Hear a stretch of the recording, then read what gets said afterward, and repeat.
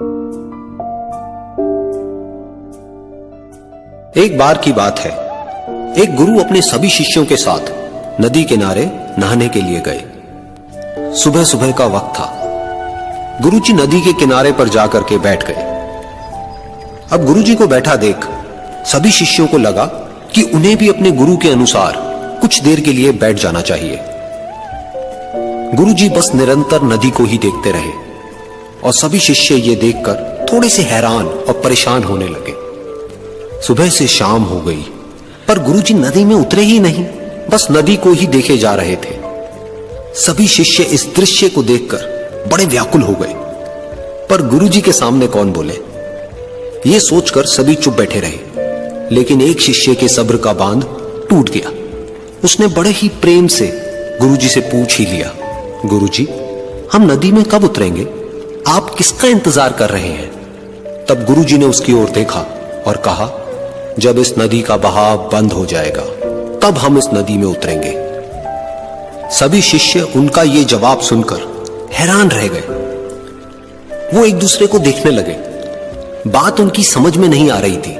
फिर एक और शिष्य ने गुरुजी से अपनी शंका व्यक्त करते हुए कहा, पर गुरुजी, ऐसा तो कभी हो ही नहीं सकता। ये नदी है, इसका बहाव बंद कैसे हो सकता है?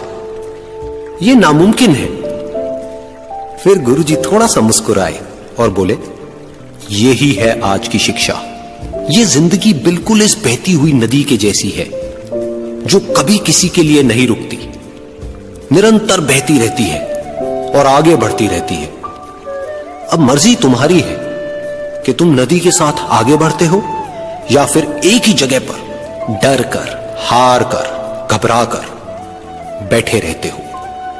इस नदी की बहती हुई लहरें बदलते हुए वक्त की तरह है और वक्त चाहे जैसा भी हो, अच्छा या बुरा, बदलता जरूर है। अगर कभी तुम्हारा वक्त बुरा हो तो हौसला रखना और चाहे कुछ भी हो जाए, किसी भी परिस्थिति में हिम्मत मत हारना। जिंदगी की इस नदी में आगे बढ़ते रहना, क्योंकि वक्त बदलने में देर नहीं लगती। बुरा वक्त सिर्फ तुम्हारी ही जिंदगी में नहीं, बल्कि सभी की जिंदगी में आता है। फर्क सिर्फ इतना है कि कोई बिखर जाता है तो कोई निखर जाता है।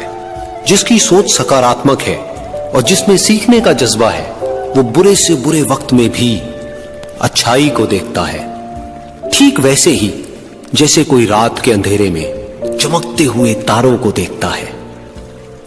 सुख और दुख इस जिंदगी रूपी नदी की लहरें हैं, जो हर पल बनती रहती है और मिटती रहती है।